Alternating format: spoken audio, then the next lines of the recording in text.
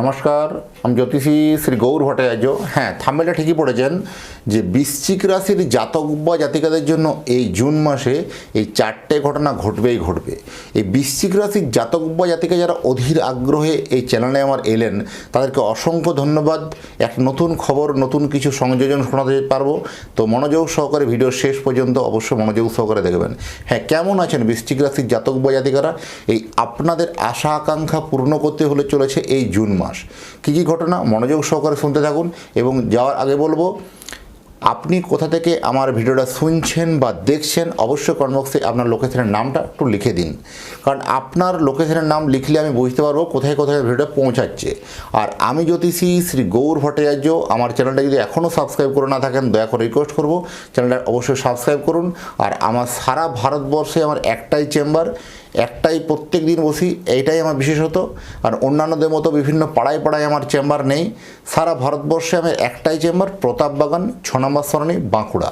যারা আসতে চাইছেন দেখুন, অধীর আগ্রহে যারা অপেক্ষা করছেন তাদের চেম্বারে হয় আসতে হবে বা অনলাইন দেখাতে পারেন। যারা অনেক দূরে থাকেন, যাদের পক্ষে আসা সম্ভব নয়, আসতে পারছেন না সময়ের অভাবে, তারা অনলাইন কনসালটেন্সি আমার সাথে নিতে পারেন।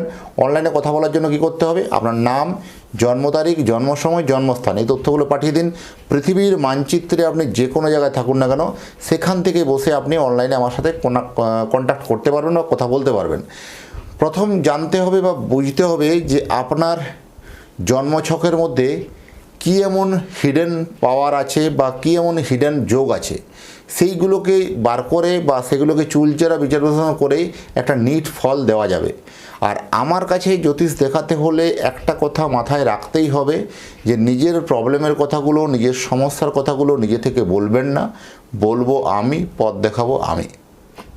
প্রত্যেকটা ভিডিও দেখবেন এই কথাটা বলি আমি, কারণ একটা জিনিস হচ্ছে কি, আপনি জন্ম তারিখ, জন্ম সময় দিয়েছেন, ব্যাস এনাফ, এবার থেমে যান। জন্ম তারিখ বা জন্ম সময় যাদের জানা নেই তারা দুটো হাতের ছবি তুলে হোয়াটসঅ্যাপ করে পাঠান, এটাতেও আপনার হাত দেখেও কিন্তু প্রেডিকশান করতে পারবো, বলতে পারবো। দেখুন, প্রথমে বলবো আমরা অতীত জীবনের কথা, আগে বলবো, তারপরে বলবো বর্তমান জীবনের কথা, তারপরে ভবিষ্যৎবাণী। এই অতীতের কথাগুলো যখন আপনার কাছে বিশ্বাসযোগ্যতা মনে হবে, ভবিষ্যতে বর্তমানের কথাগুলো যখন বিশ্বাসযোগ্যতা মনে হবে, তারপরে আপনি ভবিষ্যৎবাণীর কথাগুলো মানবেন বা শুনে চলবেন। এইভাবেই ইনস্ট্রাকশন করতে ভালোবাসি। আর অনলাইন যারা দেখাতে চাইবেন তারা ফ্রি সার্ভিসের জন্য যোগাযোগ করবেন না, এটা অনলি ফর পেড সার্ভিস। আমার যে পারিশ্রমিক ফিজ আছে সেই ফিজটা আপনাকে পে করে অপেক্ষা করতে হবে, কারণ 1 মিনিটে 2 মিনিটের মাধ্যমে বলে দেওয়া সম্ভব নয়। অপেক্ষা করবেন, নিশ্চয়ই পরপর জানানো হবে প্রত্যেককে। বৃশ্চিক রাশির জাতক বা জাতিকাদের জন্য এই যে চারটে গ্রহ পরিবর্তন করছে, স্থান পরিবর্তন করছে। 1 জুন অলরেডি বৃহস্পতি চলে এসছে কর্কট রাশির ঘরে, 8 জুন আসছে শুক্র আসছে কর্কট রাশির ঘরে, 20 জুন আসছে বৃহস্পতি, মঙ্গল আসছে বৃষ রাশির ঘরে, আর রবি আসছে 15 জুন আসছে মিথুন রাশির ঘরে। এই যে চারটে গ্রহ যে অলরেডি পরিবর্তন করলো, মিথুন রাশি সাপেক্ষে নবমভাবে বৃহস্পতি তুঙ্গস্থ হলো বা ভাগ্যস্থানে হলো। পঞ্চম দৃষ্টি পড়ছে রাশির উপরে পড়ছে, সপ্তম দৃষ্টি পড়ছে তৃতীয়ভাবে, আর নবম পড়ছে পঞ্চমভাবে। তাহলে এখানে এক কথায় বলা যায় যে শরীর স্বাস্থ্য, হেলথ ইস্যু নিয়ে যে কমপ্লিকেশানগুলো ছিল বা শরীর স্বাস্থ্য নিয়ে অনেক দিন ধরে রোগ ব্যাধি যাদের ছিল, সেগুলো কিন্তু রোগ থেকে মুক্তি লাভ হওয়া সম্ভব বা হবে। শরীর স্বাস্থ্যর দিক দিয়ে, হেলথের দিক দিয়ে ভালো যাবে, কোনো অসুবিধা নেই। আপনার কনফিডেন্স লেভেল আগের থেকে কিন্তু অনেকাংশ হারে বাড়বে। আপনার কথাবার্তার মধ্যে একটু সংযম ভাব রাখুন, আপনার কথাবার্তার মধ্যে একটু নমনীয়তা ভাব রাখুন। আপনি যে কোনো প্রফেশনে থাকুন না কেন, সেই প্রফেশন থেকে আপনি কিন্তু একটা গ্রো করতে পারবেন বা প্রচুর একটা সাকসেসের জায়গায় পৌঁছাতে পারবেন। পঞ্চম দৃষ্টি হচ্ছে বৃহস্পতির উপরে, রাশির উপরে পড়েছে পঞ্চম দৃষ্টিটা। এখানে হেলথ বা কনফিডেন্স দেবে যথেষ্ট ভালো। নবম এখানে হচ্ছে তৃতীয় স্থানে, যোগাযোগ বা কমিউনিকেশনের জায়গাগুলো আপনার জন্য যথেষ্ট ভালো হবে। বিভিন্ন ক্ষেত্রে কমিউনিকেশন বা যোগাযোগ স্কিলটা আপনার অনেক দিন থেকে খারাপ হয়েছিল, যোগাযোগ ঠিকমতো পাচ্ছিলেন না, তাই জীবনের সফলতার শিখরে পৌঁছাতে বারবার বাধার সৃষ্টি হচ্ছে, তাদের জন্য যথেষ্ট কিন্তু ভালো খবর বলবো। ভাই বোন থেকে কিন্তু ভালো খবর বা গুড নিউজ পেতে পারেন। আপনার ভাই বা বোনের সঙ্গে যারা কোনো ব্যবসার সঙ্গে যুক্ত আছেন তাদের জন্য এই সময় একটা ভালো খবর বলবো। কোনো প্রপার্টি রিলেটেড কোনো লিটিগেশন বা ঝামেলা যাদের ছিল সেটাও কিন্তু একটা নিষ্পত্তি হতে চলেছে। আপনার আইনি জটিলতা বা আইনি ঝামেলা পর্যন্ত যেসব ঝামেলাগুলো পৌঁছে গেছিলো সেটাও কিন্তু হঠাৎ করে দেখবেন একটা নিষ্পত্তি পাওয়ার সম্ভাবনা বা একটা ভালো কোনো একটা গুড নিউজ পাওয়ার সম্ভাবনা বেশি। পঞ্চমভাবে এখানে নবম দৃষ্টি পড়ছে পঞ্চম ভাব, এখানে সন্তানের জায়গাটা আপনার অ্যাক্টিভ হলো, যারা নতুন কোনো সন্তান নেওয়ার প্ল্যানিং করছেন, যারা নববিবাহিত বা অনেক দিন ধরে সন্তান ট্রাই করছেন, হচ্ছে না, বা সন্তান নিয়ে কোনো কমপ্লিকেশান আছে, সন্তান ধারণের জন্য সবথেকে উপযুক্ত সময় কিন্তু এই জুন মাস।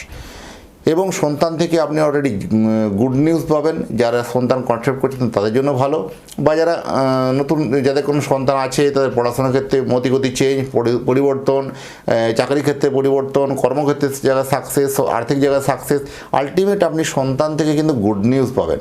আপনি যে বয়সে হন না কেন সন্তান থেকে ভালো খবর পাবেন। প্রেম প্রণয় ঘিরে কিন্তু একটু বিবাদ বা দুজনের মধ্যে ঝামেলা, মিসআন্ডারস্ট্যান্ডিং এগুলো একটু বাড়তে পারে, কলহ এগুলো একটু বাড়তে পারে। আপনার লেখনী শক্তির প্রভাব বা আপনার লেখালেখির যে দক্ষতা, এই দক্ষতা বা আপনার কন্টেন্ট ক্রিয়েটার যারা আছেন তাদের জন্য সেই কন্টেন্ট ক্রিয়েটার এত সুন্দর ভালো কন্টেন্ট ক্রিয়েটার করতে পারবে যে আপনার সুনাম কিন্তু চারিদিকে কিন্তু ছড়িয়ে পড়বে দূর থেকে দূরান্তরে। ক্রিয়েটিভমূলক কাজ যারা করেন তাদের জন্য উৎসাহ বাড়বে, তাদের নাচ গান, যে বিভিন্ন ড্রয়িং শেখানো, এই সকল কাজগুলো যারা করেন, যারা সকল পেশার সঙ্গে যুক্ত আছেন, যারা বিভিন্ন যোগ ব্যায়াম করেন বা বিভিন্ন রকম এই ফিটনেস কোচ নিয়ে যারা কাজ করেন, তাদের জন্য এই সময় কিন্তু অত্যন্ত একটা ভালো খবর কিন্তু আসতে চলেছে বা ভালো সময় কিন্তু আসতে চলেছে। শিক্ষাক্ষেত্রে একটু ডিস্টার্ব বাড়াতে পারে, শিক্ষাক্ষেত্র জায়গাতে একটা মনোমতো সাফল্যটা না হওয়া বা মনোমতো কোনো সাবজেক্ট না পাওয়া বা মনোমতো কলেজটা না হওয়া, কোথাও একটা মনের সঙ্গে আপনার মানে শিক্ষাক্ষেত্রে একটা ঘাটতি ব্যবধান দেখা যেতে পারে, সচেতন থাকা জরুরি আছে। জমি বা বাড়ি যারা ব্যবসা করেন, কনস্ট্রাকশনের ব্যবসা, সিভিলের ব্যবসা, যারা কোনো এক্সপোর্ট ইম্পোর্টের ব্যবসা, হার্ডওয়্যারের ব্যবসা, যারা বিভিন্ন বাড়ি তৈরির সরঞ্জাম করে অর্ডার সাপ্লাই করেন, তাদের জন্য এই সময় কিন্তু ভালো। যারা মাটি থেকে উৎপন্ন দ্রব্য, তাদের ফসল হতে পারে, কীটনাশক হতে পারে বা এগ্রিকালচারের সঙ্গে ব্যবহার্য দ্রব্য, সেই সকল যারা ব্যবসার সঙ্গে যুক্ত আছেন তাদের জন্য এই সময় কিন্তু অত্যন্ত ভালো সুখবর বলতে পারবো। ওষুধ, হোটেল, রেস্টুরেন্ট বা সেলসের লাইনে জব যথেষ্ট ভালো। ফাটকা বা লটারি থেকে কিন্তু অর্থপ্রাপ্তির সম্ভাবনা বেশি। আর সবথেকে বড় জিনিস হচ্ছে যে এতদিন থেকে অর্থনৈতিক কষ্টটা আপনার অনেক দিন থেকে চলছিল, এবার কিন্তু হঠাৎ করে সে কর্মক্ষেত্রে আপনার নতুন করে একটা উৎসাহ কিন্তু বাড়বে বা আর্থিক জায়গাতে কিন্তু শ্রীবৃদ্ধি হবে, কোনো অসুবিধা হবে না। এখানে সবথেকে যেটা ভালো যে মাতৃকুল বা পিতৃকুল থেকে ফিনান্সিয়াল জায়গাটা গেন হতে পারে, কোনো জমি বা বাড়ি প্রপার্টি কোনো কেনা বা বেচা নিয়ে একটা প্রপার্টি গেন আপনার আলটিমেট কিন্তু হবে, এটুকুন হলপ করে বলতে পারবো। বৃশ্চিক রাশির জাতক বা জাতিকা যারা আছেন তারা যদি চাইছেন আপনার স্নেহের সন্তান বা আদরের সন্তানের জন্য একটা জন্ম কুণ্ডলী বানাতে, আপনার সন্তানের নাম, জন্ম তারিখ, জন্ম সময়, জন্মস্থান, এই তথ্যগুলো পাঠিয়ে দিন। পৃথিবীর মানচিত্রে আপনি যে কোনো জায়গায় থাকুন না কেন সেখানে আপনার সন্তানের জন্য জন্মকুণ্ডলী তৈরি করে আমার নিজের হাতের লেখা প্রেডিকশন তৈরি করে আপনার অ্যাড্রেসে বাই পোস্ট দ্বারা আপনাকে পৌঁছে দিয়ে আসবো। আর যদি নিতে চান তাহলে উপরে দেওয়া নাম্বারে অবশ্যই যোগাযোগ করুন। আর এতক্ষণ ধরে যারা অধীর আগ্রহে আমার ভিডিওটা শুনছেন বা দেখছেন তাদেরকে এবং তাদের পরিবারের প্রতি মঙ্গল কামনা করে আজকের ভিডিওটাকে এখানেই শেষ করব। ভালো থাকবেন, নমস্কার।